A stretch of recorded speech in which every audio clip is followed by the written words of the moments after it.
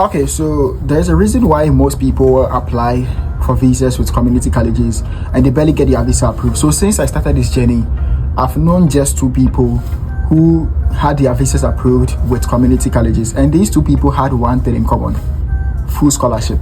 Okay, so they had full scholarship from the community colleges that they are coming to, and that is how come they got their visa approved probably. But apart from that, almost everyone who went to community colleges don't get their visa approved.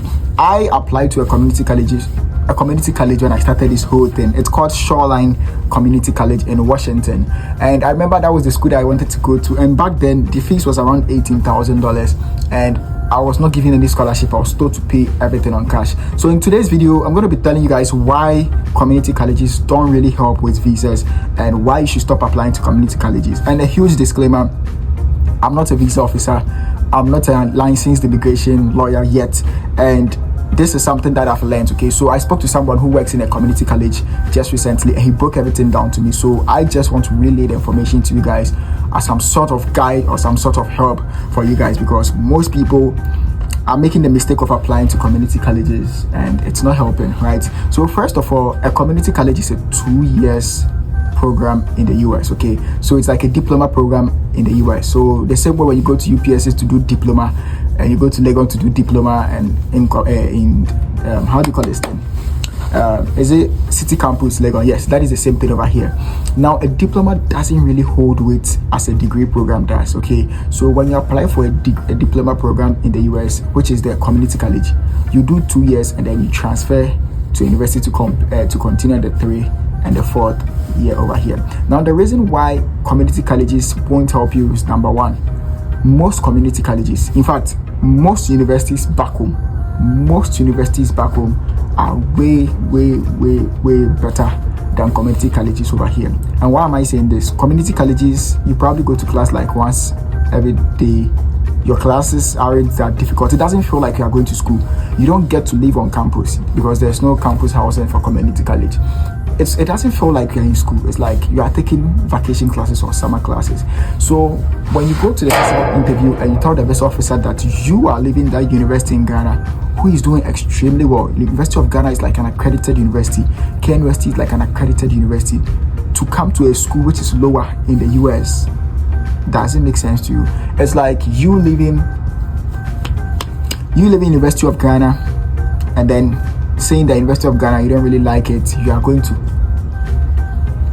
I don't want to mention it so that people feel like, but you don't like leaving Legon to like a lesser private university or something. It doesn't make sense at all. So when you tell them that you are leaving that University of Ghana, that KNUST, all these top universities, to come to the US to go to a community colleges which is underperforming compared to other universities back home, they don't believe you. The reason is that who would leave a bigger or a higher institution to a lower institution? It doesn't make sense at all. So that is the reason why they don't even believe you that you are coming here or you have the intention of schooling. The second thing is most people do not trust, or most visa officers do not trust it when you tell them that you return after your studies. Why am I saying this? So community colleges are 2 years, right? After 2 years, you would have to continue to get a degree. Okay, so when you go for your interview, you normally forget and tell the visa officer that, oh, when I'm done my studies, I'll come back to my country to blah blah blah, which is not true, because who would go to the university who go to the US to do a diploma and come back to Ghana or Nigeria or wherever you are